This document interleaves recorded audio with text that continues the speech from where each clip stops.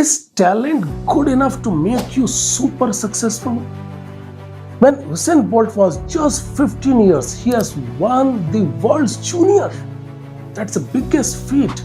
He was so talented and virtually with zero practice, he could achieve that feat. And after that, he was winning and winning. But as he entered the professional league, this is where he starts to lose one after the another. And that was surprise to him. That's a news because he has never tasted a failure before.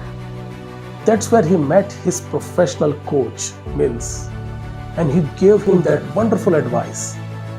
All professionals are talented and gifted just like you, but whoever works hardest on their talent will be the true winner.